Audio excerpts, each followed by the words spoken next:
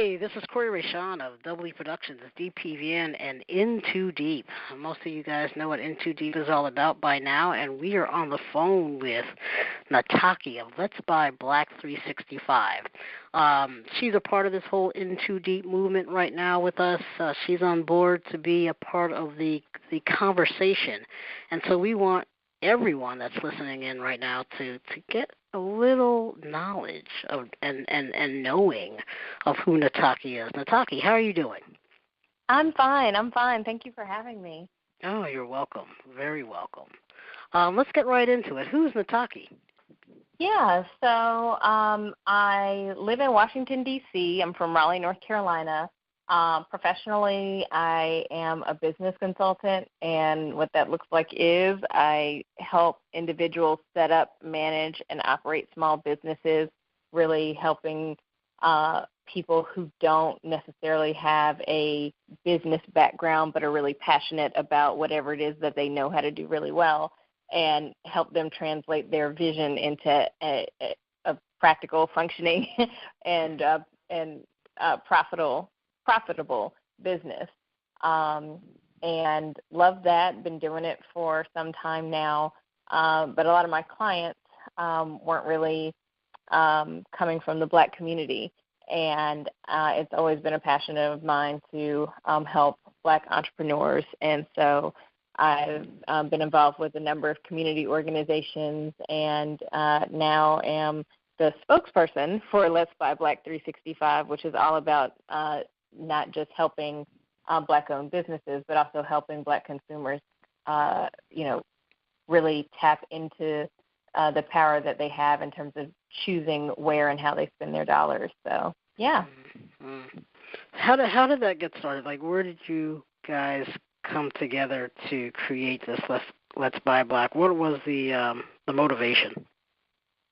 I think, everybody has different backgrounds, education, entrepreneurship, there's just a number of backgrounds, but the overwhelming, or I guess overlapping need or thing that we all saw is that regardless of anything that is going on throughout the Black community in this country or throughout the diaspora, everything has an economic undercurrent. So when you look at deficiencies, there are problems in education. When you look at problems in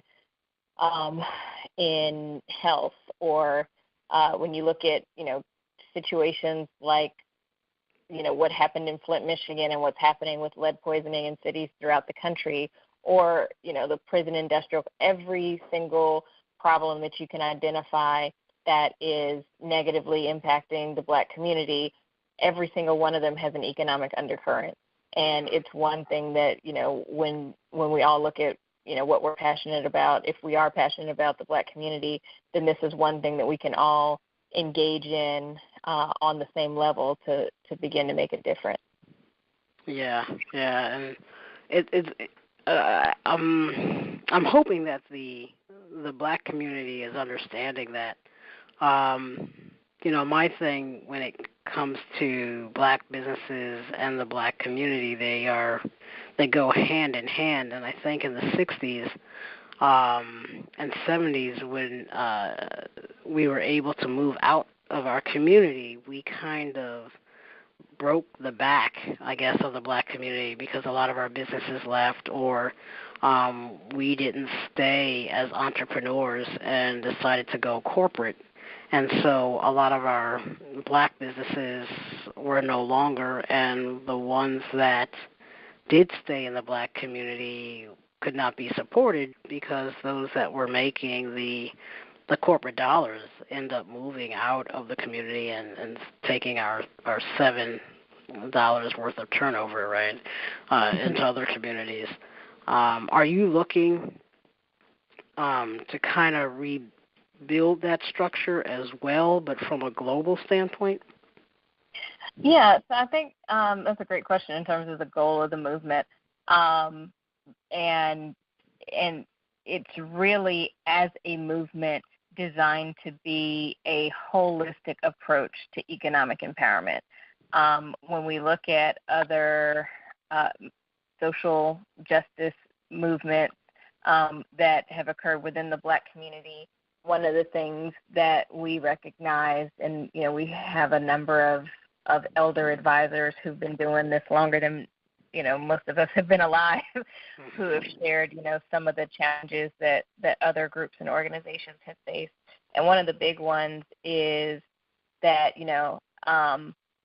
only having an approach that only attacks the problem from one angle leaves you vulnerable in other areas.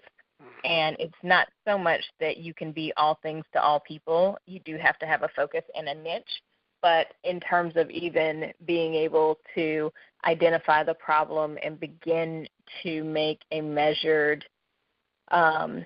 approach to a solution, we really focused on it being holistic.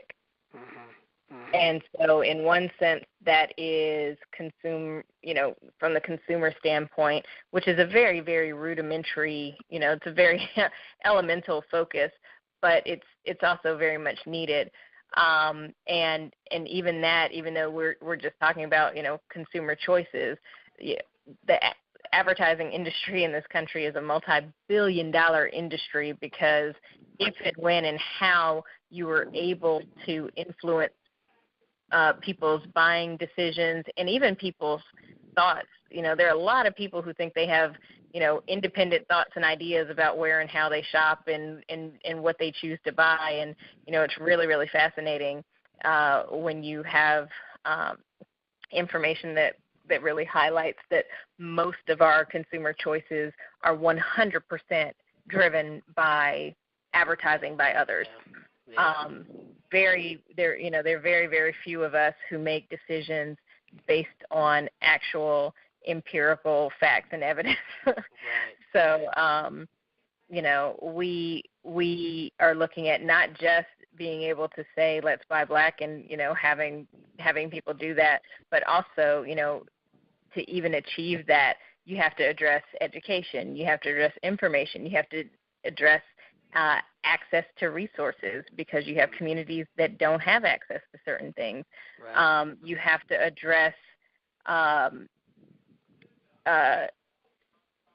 self-hatred and, low self-esteem, because, many of us don't believe we can do anything, and we are more likely to look at someone inside of our community with a much more critical eye than we would look at someone outside of our community. So there are all of these things simultaneously that we're looking at when we're saying let's buy Black. So this is, a very, even though it seems very simplistic, it's actually a really monumental task to have it occur in such a way that you have a mass effort, both domestically and globally, to affect change. Right.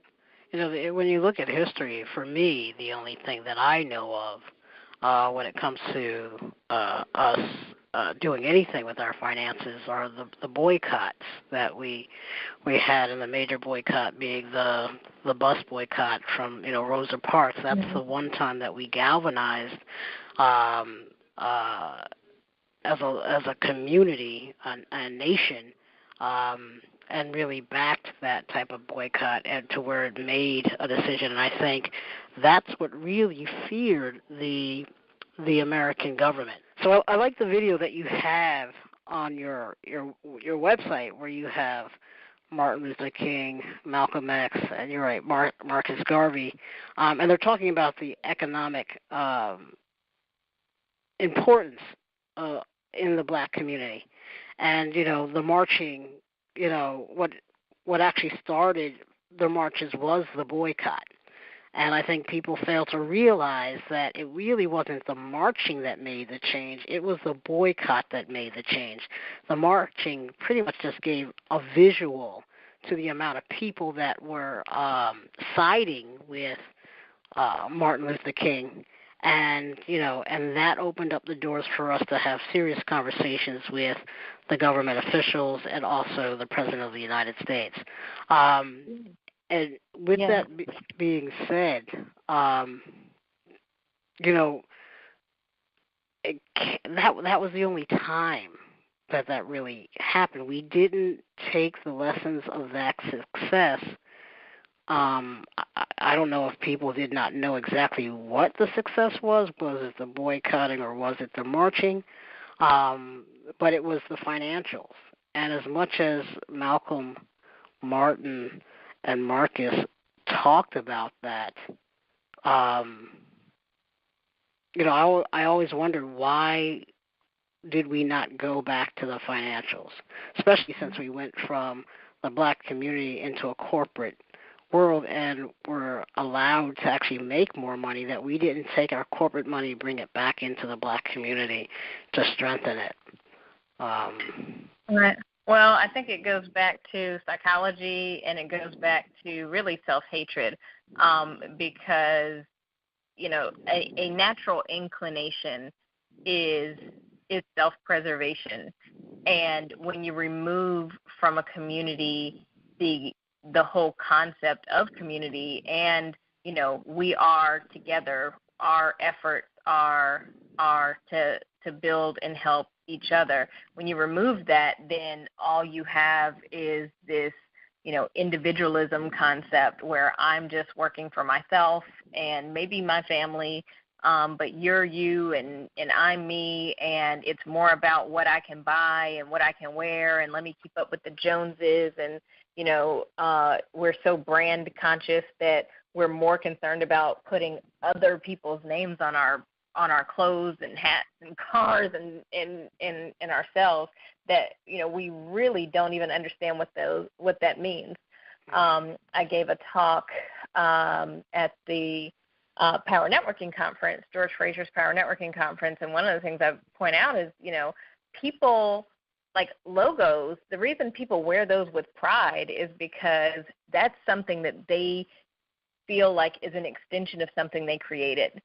So if I'm Japanese and I'm driving a Japanese car, it's like that's an extension of me, my people, and what we're capable of doing. And we are just happy that we could pay for it. Right. So just even the concept of logos and branding, and how we're still on the wrong side of branding, rather than we've gotten away from being branded physically during the Ma'afa, or what's commonly known as the period of where we were enslaved. We don't have that kind of branding, but now we're branding ourselves with other people's logos and symbols and icons, and we're proud of it, even though it doesn't represent it. It literally represents that I am having to brandish someone else's representation of what they've been able to do, because I have not done anything myself that I can brandish or I'm not aware of all of the things that I have done or my people have done that I could brandish Right. if I chose to. Yeah, I totally agree. I've always thought wearing other people's logos on your body it's not burnt into your skin, but it's still worn on your skin. Mm-hmm. And so you still have an element of being owned by the master, Exactly. but you actually paid for it this time. So, Right. That's such a deep issue. Well, I think when FUBU came out, we had some pride, but the unfortunate thing is we also sell our plantations back to the plantation owner.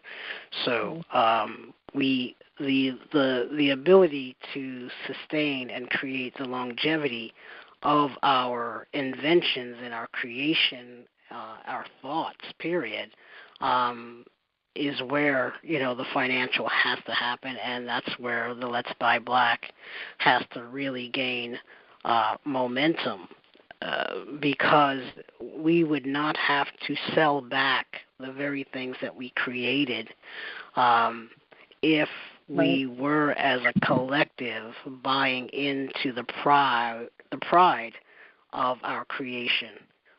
Right. And again, that goes back to psychology, because it also relates to our lack of understanding about what business is and what the potential of business is.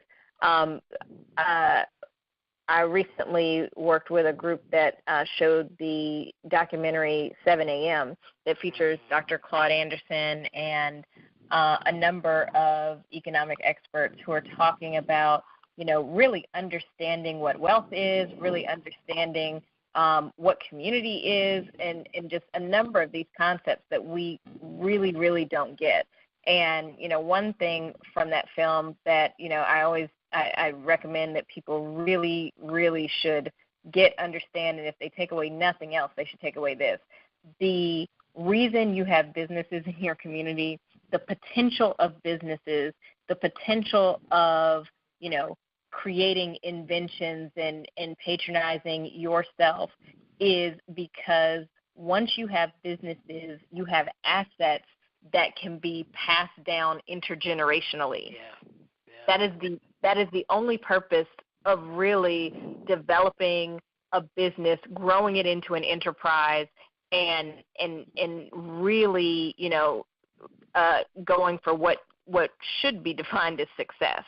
And because we don't understand that, we're just like, I want to be successful so I can have a lot of money and buy things and live lifestyle X.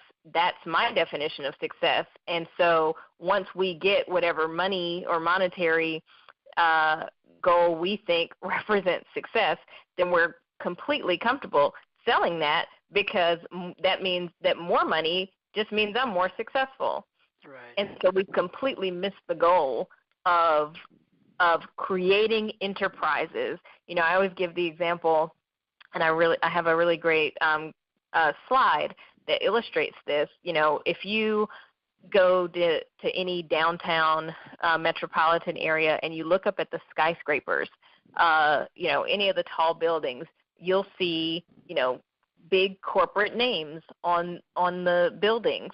Right. And, when you ask people what those are, they just name, oh, okay, well, that's, Procter & Gamble, or that's Coca-Cola, or that's, they all they see is names.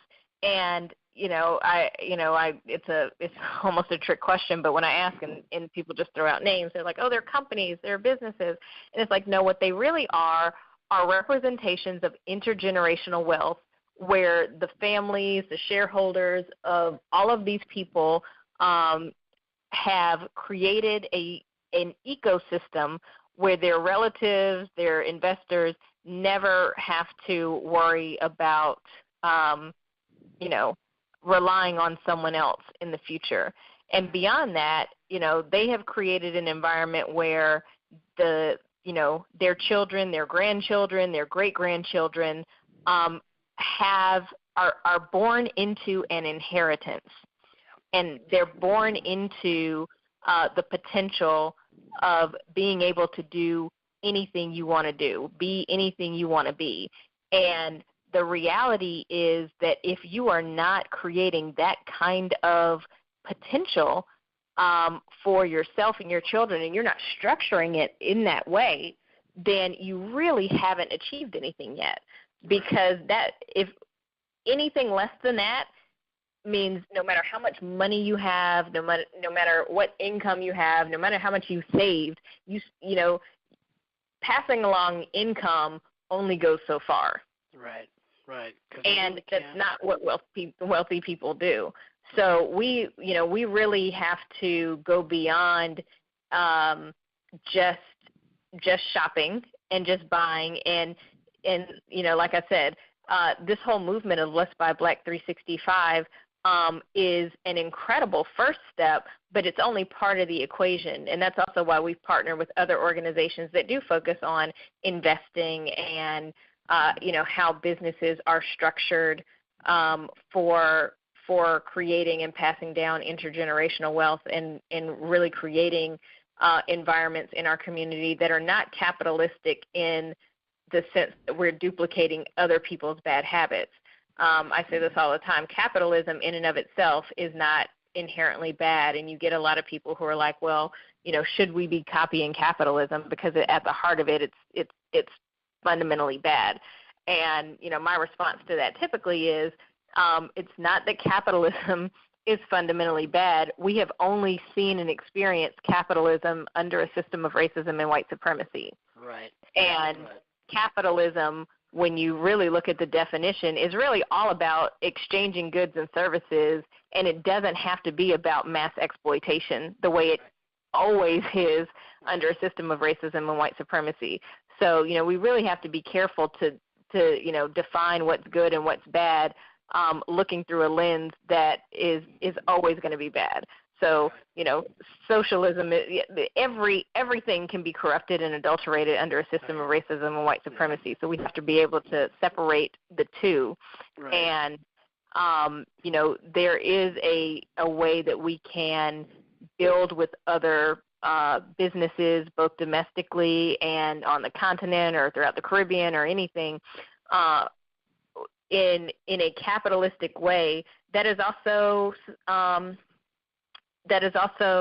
conscious of our environmental impact and human impact, and not doesn't exploit natural or human resources, doesn't exploit women, doesn't do all these things that under a system of racism and white supremacy, everything is about exploitation of us and of others. And so, we really have to be able to look at some of these things with a very, very critical eye, so that we can, not just say, well, I want to do the opposite of what I'm experiencing now, because the opposite isn't always what we think.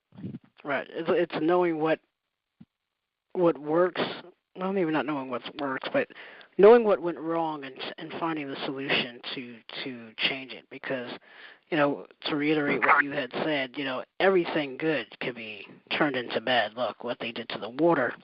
Water is great for our bodies, but when you put something or taint it with something, then it can be bad for you.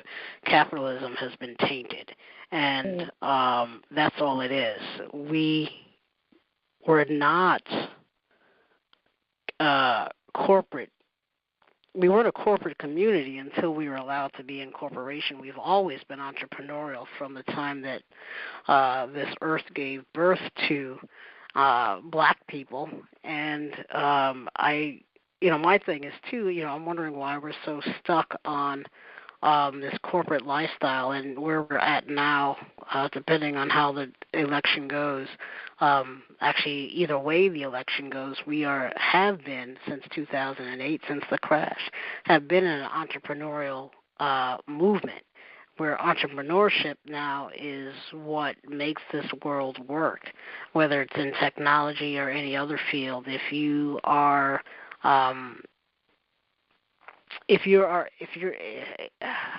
the middle class is now the working class of entrepreneurs, right? And if anybody is going to benefit from the election, I've been saying this since the crash, we have to become entrepreneurial, and we have to do it from a collective. And so, when I saw Let's Buy Black 365 and got a chance to hear your interview through another project that I'm working on, which we can't talk of as of yet. Right. I'm like, oh, wow, they get it. I was really intrigued with what you had to say and with what you just had to say. And I really feel that, with what you're creating and doing, you're definitely on the right track from, more than just, let's get together and buy black companies, digging in and knowing what your company is doing to enhance and attract, individuals is also a very smart way of going about it. So I'm totally proud of what you're doing, excited about, and seeing it grow. Right, and definitely always want to acknowledge, in African tradition, you're never doing anything alone. And even though I'm the spokesperson for the movement, I am not the movement. It is a movement of like-minded individuals, some of whom have business backgrounds, some of whom are just individuals who care about community. Some are, highly skilled professionals who are saying, yeah, my day job is X, but I am going to spend some of my off time doing something that gives back to my community in a meaningful, relevant way that can help us, regain our empowerment. Mm-hmm. And so, this is a movement that is, in one sense, looking at how and where we buy and having mechanisms to be able to create more opportunities for us to engage as businesses and consumers with each other. It's also a movement where people can bring their skills and talents and share those in a way that, again, is meaningful and impacts people across the nation, really. It's also a social network where people, keep complaining about other social networks that don't play fair when it comes to our people and telling our story. And rather than continue to complain that, this social network blocked my page, or, we can't get videos out about, things that are really affecting the Black community.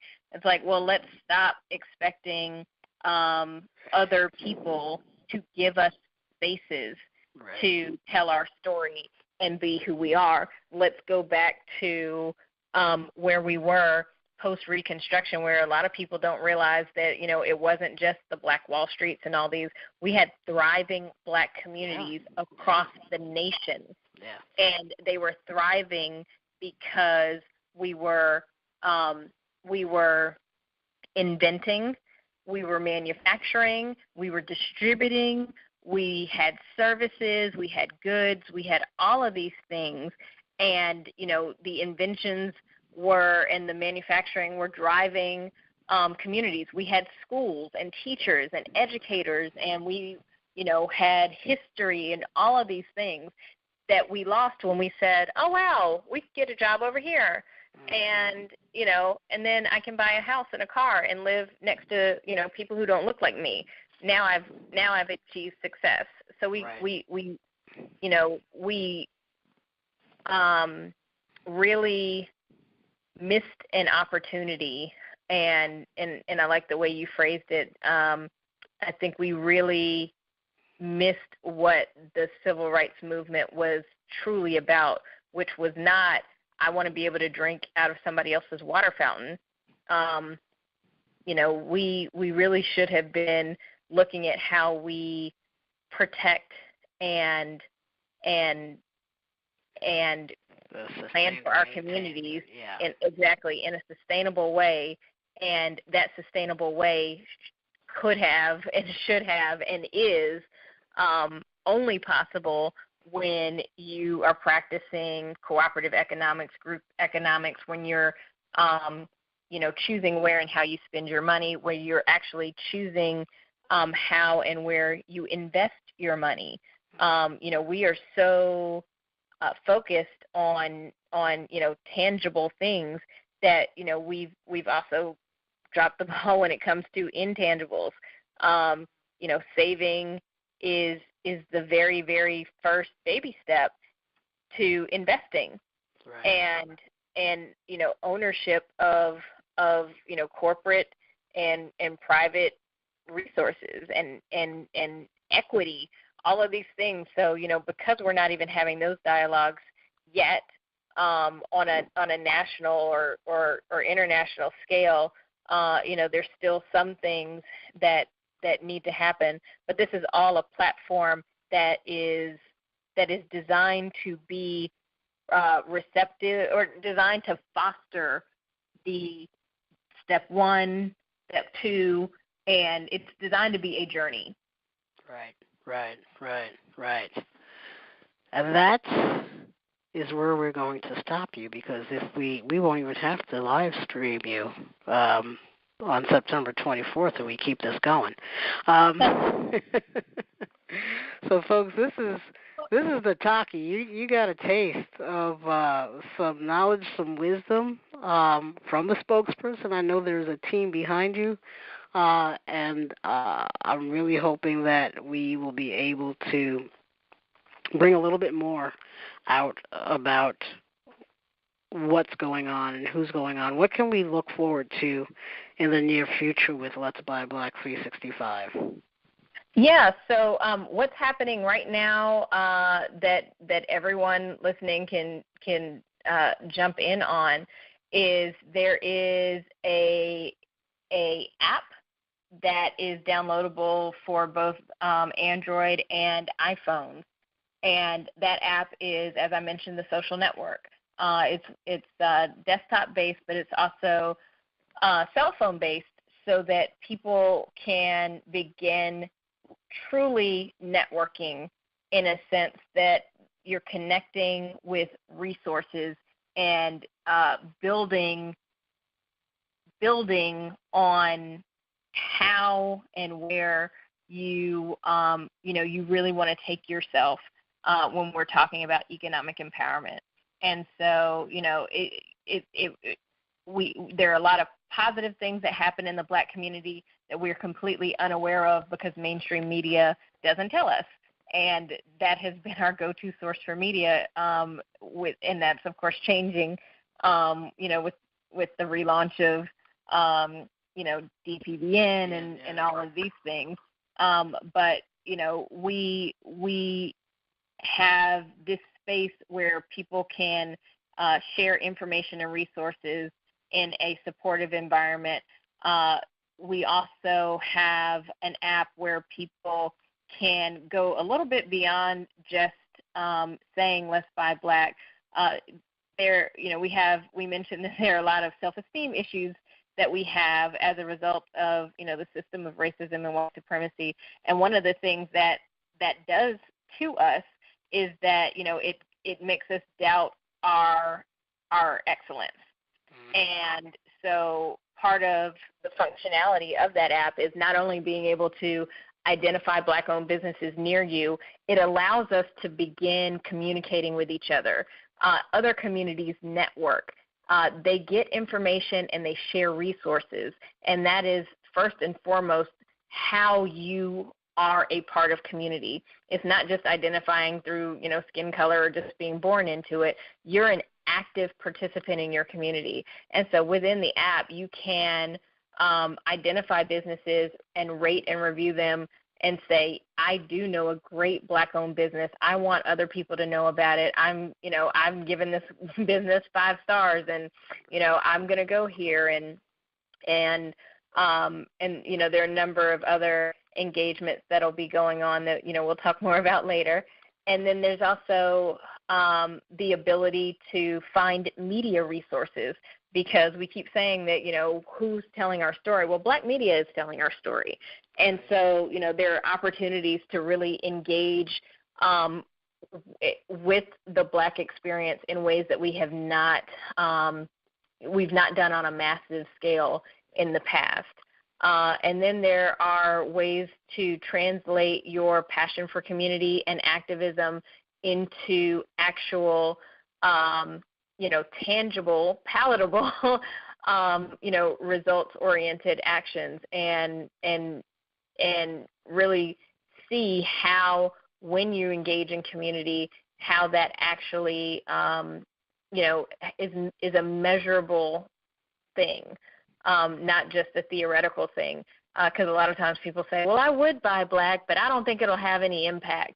But we actually have mechanisms where we, by looking at how and when we buy Black, how many jobs are created, how many opportunities are created for, maybe you don't want to work in the family business, but maybe someone else does want to work in that business. And because someone else patronized another Black-owned business here, that gave you an opportunity, or your children, or your neighbor an opportunity, and it really began to shift our communities so that instead of questioning unemployment and when other people were going to create jobs for us, we began creating our own jobs, because those of us in our community, some people say everybody should start a business. I will say that I am not of the mindset that everyone should be an entrepreneur. To be frank, entrepreneurship is a special personality type, and it takes a lot of resources, economic, contacts. You need to have experience. You need to be able to build a solid team. there are a number of things that go into entrepreneurship. Everyone can't or doesn't necessarily need to be an entrepreneur, but you can have ownership in a business either through direct investing or a number of things. And it's this whole holistic approach to how, regardless of where you are, regardless of where you are, you can engage in community in some meaningful way and see how your engagement has a bigger, longer lasting impact. Totally agree. And that's important, because if we see ourselves building, then it will build the pride, not only within ourselves but within our children, to say that, either my parents took part of that and I want to take part in that, because our children see by doing or do by seeing. And to see all that happen, and now that everybody is more digital-based and having that platform that you're speaking of, and being able to have access to the viewing of growth, then it can only empower the community. That is right. The final result on everything. Nataki, it is a pleasure. Where can people find you or find your organization? Okay. Well, first, everyone can go to Let's Buy Black 365, and as the name implies, this is a group effort. It doesn't happen when one person does it. It happens when we all do it. So the first word implies the group, and so it's Let's, L-E-T-S, Buy, B-U-Y, Black 365, as in 365 days a year, .com. Let's Buy Black 365.com. And the best way to get in touch with me, as I mentioned, there's you can either go to the website or you could download the app. And the best way to get in touch with me is to send me a friend request on the social network, because that is a space designed for networking and connecting our communities together, not just here in the U.S., but throughout the globe. And it's also a space where people can share resources and dialogue in that sense. So that would be the first or the best place to get in touch with me. You can also, if you're interested in activism, you can email. There's a form on the website that's when you click Get Involved, where you can say, my skills or talents are this, and I want to be a part of the movement. So you can go to Let's Buy Black 365/Get Involved, or click on the form there and say what you want to do to make a difference. And then you can also email us at getinvolved@letsbuyblack365. And if anyone, one thing we didn't talk about is that this there's a business directory is a big part of it. But it's not just your average business directory. It's a crowdsourced directory so that you can be the resource of information for someone else. You don't have to wait for someone to, we're so used to just waiting for other people to hand us things. And so this isn't about sitting and waiting for someone to, sit back and identify all the Black-owned businesses. This is your opportunity to say, here are the ones in my neighborhood that I'm telling my neighbor about today. And so you can go right online. You can add businesses. There's actually a whole point system. So the more you network, the more you engage with community, the more points you get, and the more resources you get. And actually, by networking, there are actually financial rewards too. So, we have this whole concept that networking pays and activism pays. These are not just things that we do on the side outside of, working for other people. These are, really the things that build our community. And so we've built in some social rewards so that, the more engaged in community people are, the more they can actually reap some direct benefits from it, some tangible benefits in addition to the intangible benefits. Right. Beautiful. Beautiful. So you guys, you all heard it right here. Nataki, thank you. Thank you for taking the time out to speak with me, and to the audience. And I'm looking forward to a larger, bigger, deeper, in-depth conversation and N2D'EE'P conversation on September 24th with you and whomever you bring on with you. So again, thank you. Thank you.